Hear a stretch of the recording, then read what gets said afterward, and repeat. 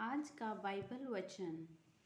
पहला पाठ दानियेल अध्याय 13 वचन संख्या 1 से 9 और 15 से 17 और 19 से 30, 33 से 62 तक। योआकीम नामक व्यक्ति बबूल का निवासी था। उसका विवाह हिल्किया की पुत्री सुसाना से हुआ था। वह अत्यंत सुंदर और प्रभु भक्त थी, क्योंकि उसके माता पिता धार्मिक थे और उन्होंने अपनी पुत्री को मूसा की संहिता के अनुसार पढ़ाया लिखाया था। योआकीम बहुत धनी था और उसके घर से लगी हुई उसके एक सुंदर वाटिका थी। यहूदी उसके यहाँ आया जाया करते थे, क्योंकि वह उस में सबसे अधिक प्रतिष्ठित था। उस वर्ष लोगों ने जनता में से 2 नेताओं को न्यायकर्ताओं के रूप में नियुक्त किया था। उनके विषय में प्रभु ने कहा था, बाबुल के अधर्म उन नेताओं से प्रारंभ हुआ जो न्यायकर्ता थे और जनता का शासन करने का ढोंग रचते थे। वे योआकीम के यहाँ आया करते थे और जिनका कोई मुकदमा रहता, वे सब उनके पास आते थे। जब दोपहर के समय लोग चले जाते तो सुसाना अपने पति की वाटिका में टहलने आया करती थी। दोनों नेता उसे प्रतिदिन वाटिका में आते और टहलते देखते थे और उनमें सुसाना के लिए प्रबल काम वासना उत्पन्न हुई।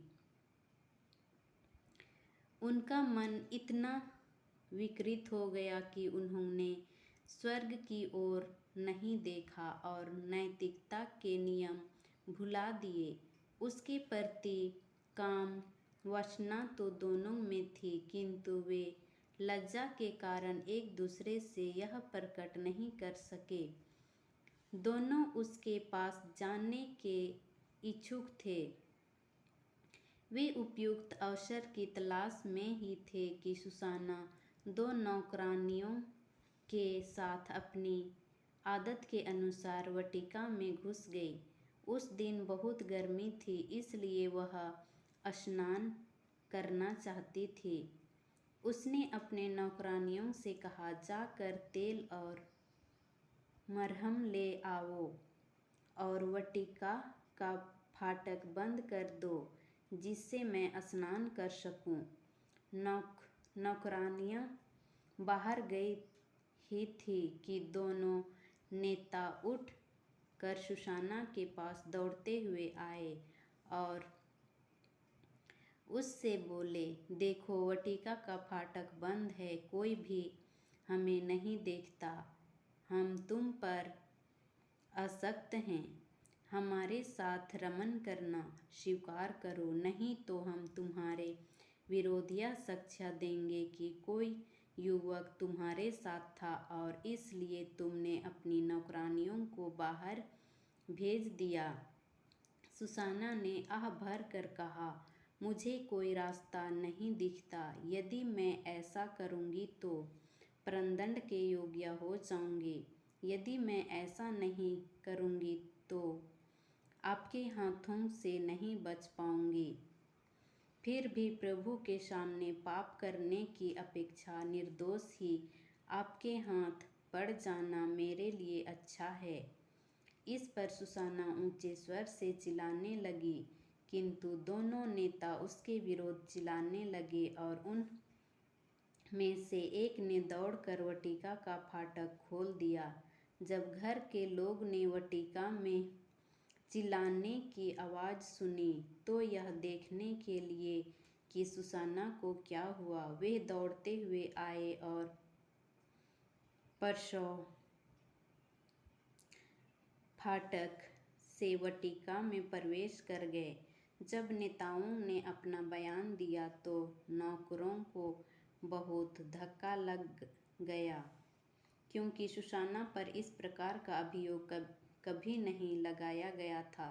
दूसरे दिन जब जनता उसके पति योआकीम के यहाँ एकत्र हो गई थी, तो वे दुष्ट नेता सुसाना को प्राणदंड दिलाने का षड्यंत्र रचकर आ पहुँचे। उन्होंने जनता के सामने कहा, हिल्किय्याह की पुत्री योआकीम की पत्नी सुसाना को बुला भेजो। लोगों ने उसे बुला भेजा। वह अपने माता पिता, अपने बच्चों और अपने सब कुटुंबियों के साथ आई। उसके संबंधी और जितने भी लोग उसे देखते थे वे सब के सब रोते थे। उन दो नेताओं ने सभा में खड़े होकर उसके सिर पर अपने हाथ रख दिए। वह रोती हुई स्वर्ग की ओर देखती रही, क्योंकि उसका हृदय ईश्वर पर भरोसा रखा था। नेताओं ने यह कहा, जब हम अकेले वाटिका में टहल रहे थे तो यह दो नौकरानियों के साथ वाटिका में आई। इसने वाटिका का फाटक बंद कर दिया और नौकरानियों को बाहर भेजा। तब एक युवक जो छिपा हुआ था पास आकर उसके साथ लेट गया।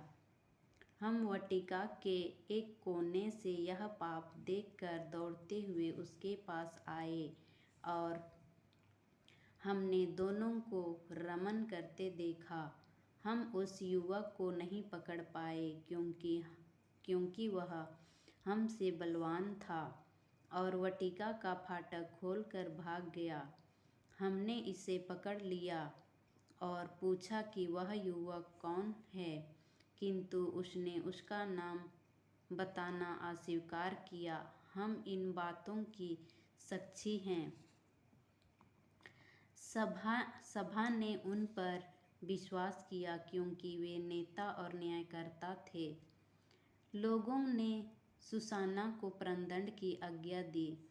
इस पर सुसाना ने ऊंचे स्वर से पुकार कर कहा, शाश्वत ईश्वर, तू सब रहस्य और भविष्य में होने वाली घटनाएं जानता है। तू जानता है कि इन्होंने मेरे विरुद्ध झूठी गवाही दी है।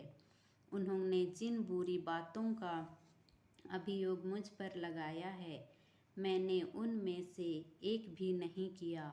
फिर भी मुझे मारना होगा। ईश्वर ने उसकी सुन ली। जब लोग उसे प्राणदंड के लिए ले जा रहे थे, तो ईश्वर ने दानियेल नामक युवक में एक दिव्य प्रेरणा उत्पन्न की। वह पुकार कर कहने लगा, मैं इसके रक्त का दोषी नहीं हूँ। इस पर सब लोग उसकी ओर देखने लगे और बोले, तुम्हारे कहने का अभिप्राय क्या है? उसने उनसे खड़ा होकर कहा, इज़राइलियों, आप लोगों की बुद्धि कहाँ है? जब आप जांच और पूरी जानकारी के बिना इज़राइल की पुत्री को प्राणदंड देते हैं।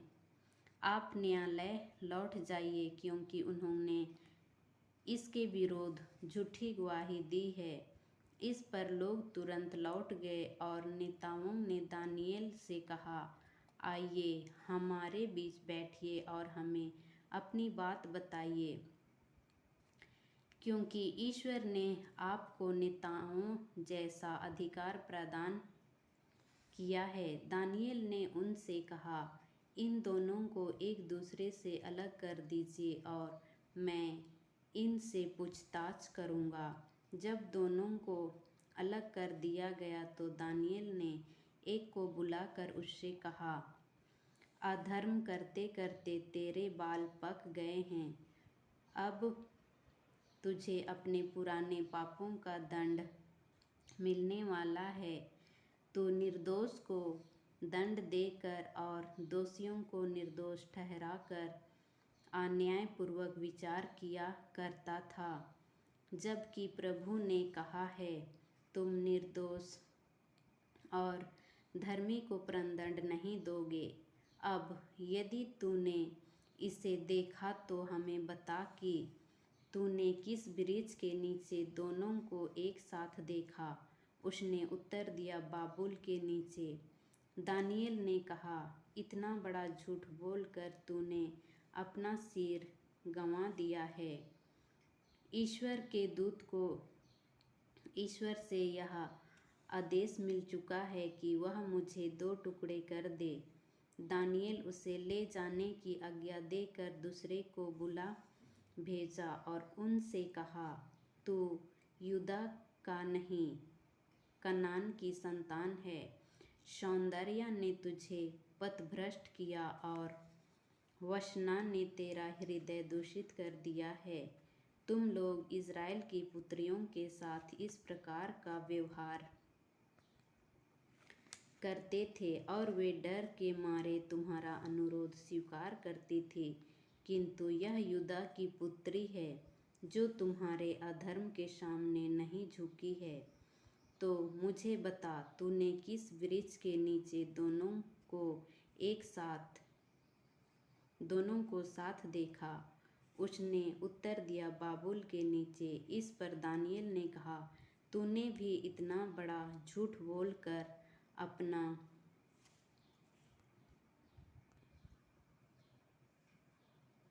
जीवन गंवा दिया है। ईश्वर का दूत हाथ में तलवार लिए प्रतीक्षा कर रहा है। वह तुझे 2 टुकड़े कर देगा और तुम दोनों का सर्वनाश करेगा। तब समस्त सभा ऊंचे स्वर से जय जयकार करते हुए ईश्वर की स्तुति करने लगी, जो अपने पर भरोसा रखने वालों की रक्षा करता है।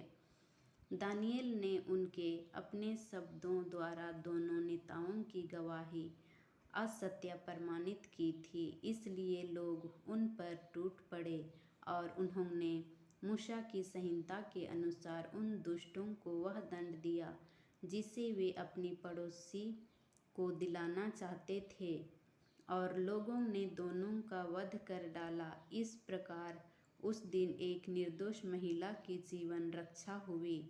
यह प्रभु की वाणी है। पिता परमेश्वर का धन्यवाद हो। आमीन।